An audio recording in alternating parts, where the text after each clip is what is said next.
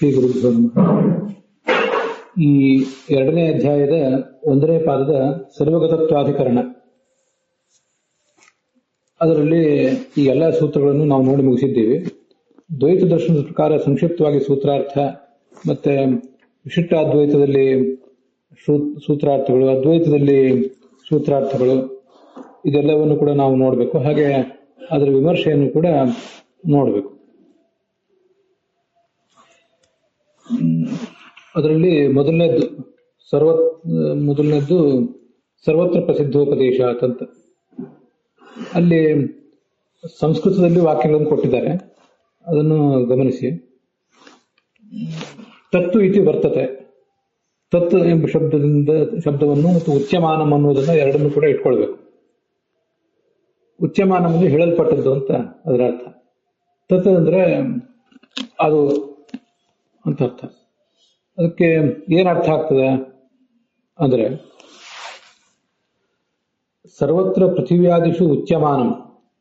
ಉಚ್ಯಮಾನವನ್ನು ಹೇಳಲ್ಪಟ್ಟದ್ದು. ಎಲ್ಲಿ ಹೇಳಲ್ಪಟ್ಟದ್ದು ಅಂದ್ರೆ ಪೃಥ್ವಿ, ಅಪು, ತೇಜಸ್ಸು, ವಾಯು ಇತ್ಯಾದಿ ಕಡೆಗಳಲ್ಲಿ ಹೇಳಲ್ಪಟ್ಟದ್ದು. ಉಚ್ಯಮಾನವಾದದ್ದು ಏನಿದೆ ಅದು ತತ್ತು ಬ್ರಹ್ಮೈವ. ಅದನ್ನು ಹಿಂದಿನಿಂದ ಇಟ್ಕೋಬೇಕು.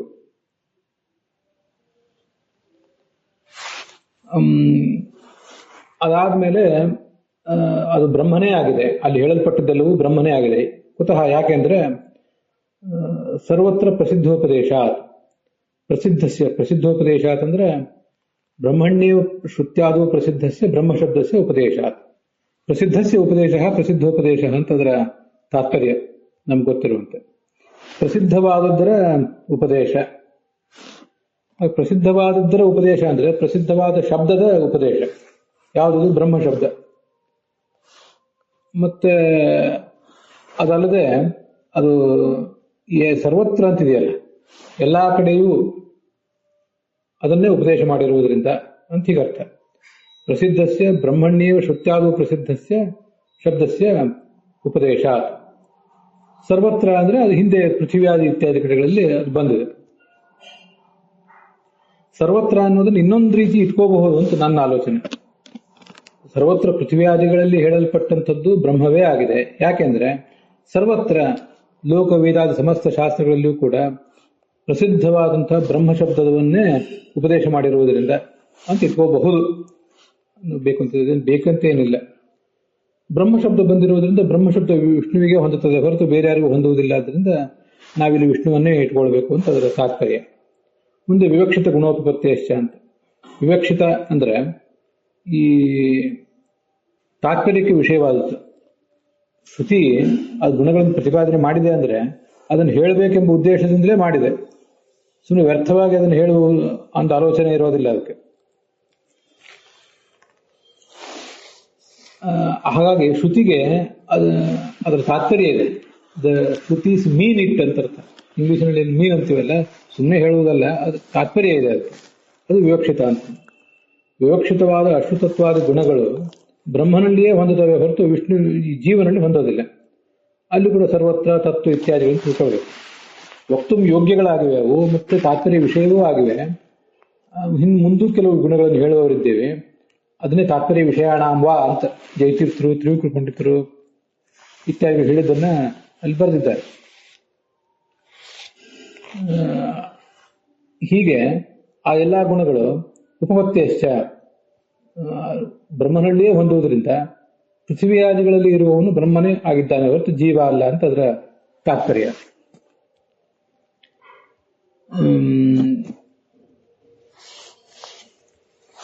ಮುಂದೆ ಅನುಪಪತ್ತೇಸ್ತು ನ ಶಾರೀರ ಅಂತ. ಈ ಅನುಪಪತ್ತೇ ಅಂದ್ರೆ ಹೊಂದದೇ ಇರುವುದರಿಂದ ಅಂತ ಅರ್ಥ. ಏನು ಹೊಂದದೇ ಇರುವುದರಿಂದ?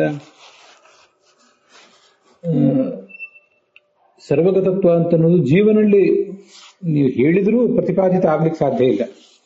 ಹೇಳಿಲ್ಲ ಶ್ರುತಿ ಅನ್ನೋದೊಂದು ವಿಷಯ ಬೇರೆ. ಅದಲ್ಲದೇನೆ ಹೇಳಿದ್ರೂ ಅವನಲ್ಲಿ ಇರುವುದು ಸಾಧ್ಯ ಇಲ್ಲ, ಅದು ಉಪಪನ್ನವೇ ಅಲ್ಲ. ಆದ್ರಿಂದ ಜೀವ ಸರ್ವಗತ ಆಗುವುದಿಲ್ಲ, ಬ್ರಹ್ಮನೇ ಆಗ್ತಾನೆ ಅಂತ ಅದರ ತಾತ್ಪರ್ಯ. ಶಾರೀರ ಅಂದ್ರೆ ಶರೀರದಲ್ಲಿ ಇರುವವನು ಅಂತ ಅರ್ಥ. ಶರೀರದಲ್ಲಿರುವವನು ಅದು ಜೀವ ಅಥವಾ ಈ ಸೂರ್ಯ ಎಂಬ ಜೀವ. ನಾವೆಲ್ಲರೂ ಜೀವರು ಅಥವಾ ಸೂರ್ಯ ಎಂಬ ಜೀವ. ಅವ್ರು ಯಾರಿಗೂ ಕೂಡ ಈ ಸರ್ವಗತತ್ವ ಅಂತ ಹೊಂದುವುದಿಲ್ಲ. ಆದ್ರಿಂದ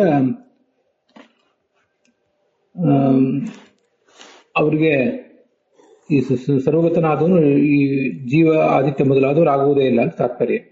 ಮುಂದೆ ಕರ್ಮಕರ್ತೃ ವ್ಯಪದೇಶಾಚ ಅಂತ, ಈ ಜೀವನೇ ಸರ್ವಗತ ಆಗುವುದು ಸಾಧ್ಯ ಇಲ್ಲ. ಯಾಕೆ ಅಂತಂದ್ರೆ ಆತ್ಮಾನಂ ಪರಸ್ಮೈ ಸಂಸತಿ ಅಂತ ಹೀಗೆ ಸರ್ವಗತನಾದಂಥ ಆ ಪರಮಾತ್ಮನ ಆತ್ಮ ಎಂಬ ಶಬ್ದದಿಂದ ತಗೊಂಡಿದ್ದಾರೆ. ಅವನು ಕರ್ಮ ಮತ್ತು ಜೀವನನ್ನ ಶಂಸತಿ ಎಂಬುದಾಗಿ ತಗೊಂಡಿದ್ದಾರೆ. ಹೀಗೆಲ್ಲ ತಗೊಂಡಿರೋದ್ರಿಂದ ಒಬ್ಬ ಕರ್ತೃ ಆಗಿದ್ದಾನೆ. ಆ ವ್ಯಾಪ್ತನಾದ ಪರಮಾತ್ಮನನ್ನು ಕುರಿತು ಯಾವ ಜೀವ ಇನ್ನೊಬ್ಬರಿಗೆ ಅಯೋಗ್ಯನಿಗೆ ವರ್ಣನೆ ಮಾಡ್ತಾನೋ ಅವನು ಹಾಳಾಗಿ ಹೋಗ್ತಾನೆ ಅಂತ ಹೀಗೆಲ್ಲ ಅಲ್ಲಿ ಬಂದಿದೆ. ಆದ್ರಿಂದ ಒಬ್ಬರನ್ನ ಕರ್ತೃವನ್ನಾಗಿ ಒಬ್ಬ ಕರ್ಮನನ್ನಾಗಿ ವರ್ಣನೆ ಮಾಡಿರುವುದರಿಂದ ಪರಸ್ಮೈ ಅಂತ ಮತ್ತೊಂದಿದೆ, ಅದು ತಿಳ್ಕೊಂಡ್ರು ಹೇಳಿದ್ರು ಮತ್ತೊಬ್ಬ ಯಾರಾದ್ರೂ ವ್ಯಕ್ತಿಗೆ ಅಂತ. ಹೀಗೆಲ್ಲ ಬಂದಿರುವುದರಿಂದ ಒಬ್ಬರನ್ನ ಕರ್ತೃ ಒಬ್ಬ ಕರ್ಮ ಅಂತೆಲ್ಲ ಪರಿಗಣನೆ ಮಾಡಿರುವುದರಿಂದ ಅದನ್ನಾರು ಇಲ್ಲಿ ತಗೊಳ್ಬಾರದು ಅಂತ. ಪರಮಾತ್ಮನಲ್ಲಿ ಸರ್ವಗತ ಆಗ್ತಾನೆ ಹೊರತು ಜೀವ ಸರ್ವಗತ ಆಗೋದಿಲ್ಲ ಅಂತ ಅದರ ತಾತ್ಪರ್ಯ. ಪರಮಾತ್ಮ ಜೀವ ಇಬ್ರು ಅಭಿನ್ನರೂ ಆಗೋದಿಲ್ಲ, ಸರ್ವಗತನೂ ಆಗೋದಿಲ್ಲ ಜೀವ. ಮುಂದೆ ಬ್ರಾಕೆಟ್ನಲ್ಲಿ ಭಾವಪ್ರಧಾನೋ ಎಂಬ ನಿರ್ದೇಶ ಅಂತಿದೆ. ಈ ಕರ್ತೃಕರ್ಮ ವ್ಯಪದೇಶ ಅಂದ್ರೆ ಕರ್ತೃ ಎಂಬ ಶಬ್ದದಿಂದ ಕರ್ತೃತ್ವವನ್ನ, ಕರ್ಮ ಎಂಬ ಶಬ್ದದಿಂದ ಕರ್ಮತ್ವವನ್ನು ಇಟ್ಕೋಬೇಕು. ಕರ್ತೃತ್ವ ಕರ್ಮತ್ವಗಳ ಒಂದು ಉಪದೇಶ ಅಂದ್ರೆ ವ್ಯವಹಾರ ಅಂತ ಅದರ ತಾತ್ಪರ್ಯ.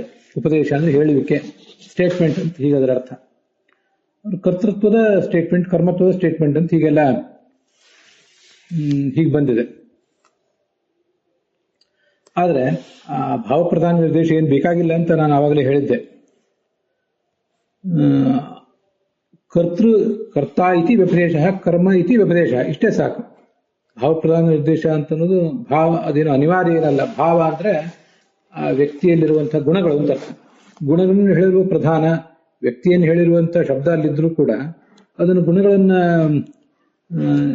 ಹೇಳುವ ಶಬ್ದವನ್ನಾಗಿ ಸ್ವಲ್ಪ ಬಂದ್ ಮಾಡ್ಕೋಬೇಕು ಅಂತ ಅದ್ರ ತಾತ್ಪರ್ಯ. ಅವ್ರು ಮಾಡಿರೋ ಪ್ರಕಾರ ಹಾಗಿದೆ, ಹಾಗೆ ಮಾಡಬೇಕಾದ ಅನಿವಾರ್ಯ ಏನಲ್ಲ. ಕರ್ತ ಇತಿ ವ್ಯಪದೇಶ ಕರ್ತೃ ವ್ಯಪದೇಶ, ಕರ್ಮ ಇತಿ ವ್ಯಪದೇಶ ಕರ್ಮ ವ್ಯಪದೇಶ, ಅಥವಾ ಕರ್ತೃ ವ್ಯಪದೇಶ ಕರ್ತೃ ವ್ಯಪದೇಶ, ಕರ್ಮಣ ವ್ಯಪದೇಶ ಕರ್ಮ ವ್ಯಪದೇಶ. ಹಾಗೆ ಮಾಡಿಕೊಂಡ್ರು ಏನು ತಪ್ಪಾಗೋದಿಲ್ಲ. ಸರ್ವತ್ರ ಉಚ್ಯಮಾನಸ್ಯ ಶಾರೀರಸ್ಯ ಚೈತಿ ವಿಪರಿಣಮ್ಯ ಅನುವರ್ತತೆ ಅಂತಿದೆ ನೋಡಿ. ಸರ್ವತ್ರ ಉಚ್ಯಮಾನ ಅಂತ ಷಷ್ಠಿ ವಿಭಕ್ತಿಯಲ್ಲಿದೆ, ಶಾರೀರಸ್ಯ ಅಂತ ಷಷ್ಠಿ ವಿಭಕ್ತಿಯಲ್ಲಿದೆ. ಸರ್ವತ್ರ ಉಚ್ಯಮಾನಸ್ಯ ಕರ್ಮತ್ವೇನ ಶಾರೀರಸ್ಯ ಚ ಶಂಸತಿ ಇತಿ ಕರ್ತೃತ್ವೇನ ವಿಪದೇಶಾಚ್ಯ. ಸರ್ವತ್ರ ಉಚ್ಯಮಾನ ಅಂತ ಅಲ್ಲಿ ಮೂಲದಲ್ಲಿದೆ. ಆ ಉಚ್ಯಮಾನಂ ಅಂತೆಲ್ಲ ಈ ಹಿಂದೆ ಎಲ್ಲೆಲ್ಲೂ ಬಂದು ಪ್ರಥಮ ವಿಭಕ್ತಿಯಲ್ಲಿದ್ದದನ್ನ ಷಷ್ಠಿ ವಿಭಕ್ತಿಗೆ ಇಟ್ಕೋಬೇಕು ಅಂತ ಅವರ ತಾತ್ಪರ್ಯ. ವಿಪರಿಣಮ್ಯ ಅನುವಾದ ಅಂದ್ರೆ ಈ ರೀತಿಯಾಗಿ ವ್ಯತ್ಯಾಸ ಮಾಡಿ, ವಿಭಕ್ತಿಯನ್ನು ವ್ಯತ್ಯಾಸ ಮಾಡಿ ತಿಳ್ಕೋಬೇಕು. ಅದನ್ನ ಅವರು ಭಾವಪ್ರಧಾನ ನಿರ್ದೇಶಕ ಅನುಸಾರವಾಗಿ ಹಾಗೆ ಹೇಳಿದ್ದಾರೆ. ಅದು ಬೇಕು ಅಂತ ಏನಿಲ್ಲ ಅಂತ ನಾ ಹೇಳಿದ್ದೀನಿ. ಮುಂದೆ ಶಬ್ದ ವಿಶೇಷ ಆತಂತ. ಈ ಶಬ್ದ ವಿಶೇಷ ಆತ, ಶಬ್ದ ಅಂದ್ರೆ ಯಾವುದು? ಬ್ರಹ್ಮ ಎಂಬ ಶಬ್ದ. ಅದಕ್ಕೆ ಒಂದು ವಿಶೇಷ ಇದೆ, ಒಂದು ಒತ್ತು ಇದೆ, ಸ್ಟ್ರೆಸ್ ಇದೆ. ಅದೇನು? ಏತಮೇವ ಬ್ರಹ್ಮೇತ್ಯಾಚಕ್ಷತೆ ಎಂಬುದಾಗಿ. ಸರ್ವೇಷು ಭೂತೇಷು ಏತಮೇವ ಬ್ರಹ್ಮೇತ್ಯಾಚಕ್ಷತೆ ಅಂತ ಅಲ್ಲಿ ಒಂದು ಸ್ಟ್ರೆಸ್ ಇದೆ. ಆದ್ರಿಂದ ಅಲ್ಲಿ ಇಲ್ಲಿ ಪ್ರತಿಪಾದಿತನಾದವನು ಬ್ರಹ್ಮನೇ ಆಗ್ಬೇಕೆ ಹೊರತು ಜೀವ ಆಗೋದಿಲ್ಲ ಅಂತ ತಾತ್ಪರ್ಯ. ಅವಧಾರಣ ರೂಪವಾದ ವಿಶೇಷ ಶಬ್ದ ಇರೋದ್ರಿಂದ, ಅವಧಾರಣ ಅಂದ್ರೆ ಅಯವಕಾರ ಶಬ್ದ, ಅದನ್ನ ಇಲ್ಲಿ ಸ್ಪಷ್ಟವಾಗಿ ಹೇಳಲಿಲ್ಲ, ಹೇಳಿದ್ರೆ ಚೆನ್ನಾಗಿರ್ತಿತ್ತು. ಮುಂದೆ ಸ್ಮೃತೇಶ್ಚ ಅಂತ, ಇದೆಲ್ಲದರ ಜೊತೆಗೆ ಶ್ರುತಿಗಳಲ್ಲಿ ಮಾತ್ರ ಇರುವುದಲ್ಲ, ಸ್ಮೃತಿಯಲ್ಲೂ ಇದೆ. ಅಹಮಾತ್ಮ ಗುಣಾಕೇಶ ಸರ್ವಭೂತಾಶಯ ಸ್ಥಿತ, ಈ ರೀತಿಯಾಗಿ ಸರ್ವಗತನಾದವನು ವಿಷ್ಣು ಅಂತಲೇ ಅಲ್ಲಿ ಪ್ರತಿಪಾದನೆ ಮಾಡಿದ್ದಾರೆ. ಇದೆಲ್ಲ ಸ್ಮೃತಿಗಳಲ್ಲಿ ಕಂಡಿದೆ. ಅದು ನಮಗೆ ಸಮರ್ಥಕ ಆಗಿದೆ ಹೊರತು ನಿಮಗೆ ಸಮರ್ಥಕ ಆಗಿಲ್ಲ ಅಂತ ತಾತ್ಪರ್ಯ. ಮುಂದೆ ಅರ್ಭಕೋಕಸ್ತ್ವಾತ್ ಅನ್ನುವ ಸೂತ್ರ. ಈ ಅರ್ಭಕ ಅಂದ್ರೆ ಕಡಿಮೆ ಅಂತ ಅರ್ಥ, ಓಕ ಅಂದ್ರೆ ಪ್ರದೇಶ ಅಂತ ಅರ್ಥ. ಬಹುರಿ ಸಮಾಸ ಮಾಡಿದ್ದಾರೆ. ಸಣ್ಣ ಪ್ರದೇಶದಲ್ಲಿ ಇರುವಿಕೆ, ಆ ಇರುವಿಕೆಯ ಕುರಿತಾದಂತಹ ಉಪದೇಶ. ವ್ಯಪದೇಶ ಅಂದ್ರೆ ಉಪದೇಶ. ಎಲ್ಲಾ ಪ್ರಾಣಿಗಳಲ್ಲೂ ಇದ್ದಾನೆ ಅಂತ ವರ್ಣನೆ ಮಾಡಿದ್ದಾರೆ. ಆ ಎಲ್ಲಾ ಪ್ರಾಣಿಗಳ ಹೃದಯ ಗುಹಾ ಅಂತಂದು ಕಿರಿಯ ಪ್ರದೇಶ. ಅಲ್ಲಿ ಭಗವಂತನನ್ನು ವರ್ಣನೆ ಮಾಡಿರುವುದರಿಂದ ನೀವು ಭಗವಂತನ ಸರ್ವಗತ ಅಂತೀರಿ, ಆದರೆ ಕಿರಿದಾದ ಪ್ರದೇಶದಲ್ಲಿ ಇದ್ದಾನಲ್ಲ ಅವನು, ಚಿಕ್ಕ ಪ್ರದೇಶದಲ್ಲಿ, ಆದ್ರಿಂದ ಅವನಿಗೆ ಸರ್ವಗತತ್ವವನ್ನ ನೀವು ಹೇಗೆ ಹೇಳ್ತೀರಿ? ಅಥವಾ ಸರ್ವಗತನಾದವನಿಗೆ ಅಲ್ಪ ದೇಶ ವೃತ್ತಿತ್ವ ಬರೋದು ಹೇಗೆ ಸಾಧ್ಯ? ಇಲ್ಲೆಲ್ಲ ಒಂದು ಒಳಗಿನ ಒಂದು ಗೊಂದಲ ಇದೆಯಲ್ವಾ ಅಂತ ಅವ್ರ ಪ್ರಶ್ನೆ. ಮತ್ತೆ ಅರ್ಧಕೌಕಸ್ತ್ವಾತ್ ಮತ್ತು ತದ್ವ್ಯಪದೇಶಾತ್. ತದ್ವ್ಯಪದೇಶ ಅಂದ್ರೆ ಜೀವನಿಗೆ ಮಾತ್ರ ಸಂಬಂಧಪಟ್ಟ ಕೆಲವು ಗುಣಧರ್ಮಗಳನ್ನು ಹೇಳುವುದು. ಅದ್ಯಾವುದು ಅಂದ್ರೆ ಈ ಚಕ್ಷುರ್ಮಯತ್ವ ಮೊದಲಾದ ಗುಣಗಳು. ಚಕ್ಷುರ್ಮಯ ಅಂದ್ರೆ ಚಕ್ಷುರಿಂದ್ರಿಯದಿಂದ ಜ್ಞಾನವನ್ನು ಪಡೆಯುವವನು ಅಂತ ಅರ್ಥ. ಆ ಗುಣಗಳನ್ನು ವರ್ಣನೆ ಮಾಡಿದಾರಲ್ವಾ, ಅದರಿಂದ ಜೀವನೇ ಆಗ್ಬೇಕಲ್ವಾ ಇಲ್ಲಿ ಅಂತ ಅವ್ರ ಪ್ರಶ್ನೆ. ಹಾಗಲ್ಲ, ನಿಚಾಯತ್ವಾತ್, ಅವನನ್ನ ವ್ಯಾಪ್ತನಾದರೂ ಕೂಡ ಕೆಲವು ನಿರ್ದಿಷ್ಟ ಪ್ರದೇಶಗಳಲ್ಲಿಯೂ ಇದ್ದಾನೆ ಅಂತ ಉಪಾಸನೆ ಮಾಡಬೇಕಾಗಿದೆ. ಮತ್ತೆ ಚಕ್ಷುರ್ಮಯ ಅಂದ್ರೆ ಪೂರ್ಣ ಜ್ಞಾನ ಉಳ್ಳವನು, ಪೂರ್ಣ ಶ್ರವಣ ಶಕ್ತಿ ಉಳ್ಳವನು ಇತ್ಯಾದಿ ರೂಪವಾಗಿ ಆತನನ್ನು ನಾವು ಹೇಳಬೇಕಾಗಿದೆ. ಅದಕ್ಕಾಗಿ ವ್ಯಾಪ್ತನಾದ ಭಗವಂತನನ್ನ ಇಂಥ ಎಲ್ಲ ಶಬ್ದಗಳಿಂದ ಶ್ರುತಿ ಹೇಳ್ತದೆ. ಕೊನೆಗೆ ಜೀವ ಬ್ರಹ್ಮರಿಬ್ರು ಒಂದೇ ದೇಹದಲ್ಲಿದ್ದಾರೆ ಅಂದ್ರೆ ಜೀವನಿಗಾಗುವ ಸುಖ ದುಃಖಾದಿಗಳು ಭಗವಂತನಿಗೂ ಆಗ್ಬೇಕಲ್ವಾ ಅಂತ ಪ್ರಶ್ನೆ. ಆ ಪ್ರಶ್ನೆಗೆ ಉತ್ತರ ಕೊಟ್ಟಿದ್ದಾರೆ. ಈ ಸಂಭೋಗ ಅಂದ್ರೆ ಸಮಾನವಾದ ಭೋಗ, ಜೀವ ಬ್ರಹ್ಮರಿಬ್ರಿಗೂ ಸಮಾನವಾದ ಭೋಗ ಆಗ್ಬೇಕಲ್ವಾ ಅಂದ್ರೆ ಹಾಗೇನು ಸಮಾನವಾದ ಭೋಗ ಏನಾಗಬೇಕಾಗಿಲ್ಲ. ಪರಮಾತ್ಮನಿಗೆ ಜೀವನಿಗೆ ಇಲ್ಲದೇ ಇರುವಂತಹ ಒಂದು ಶಕ್ತಿ ಇರ್ತದೆ. ಜೀವನ ಶರೀರದಲ್ಲಿ ಅವನಿದ್ರೂ ಕೂಡ ಅವನಿಗೆ ಅದರಿಂದ ಏನೂ ತೊಂದರೆ ಆಗೋದಿಲ್ಲ ಅಂತ ಅದ್ರ ತಾತ್ಪರ್ಯ. 4ನೇ ಸೂತ್ರ ಕರ್ಮಕರ್ತೃ ವಿಪದೇಶಾಚ ಎಂಬಲ್ಲಿ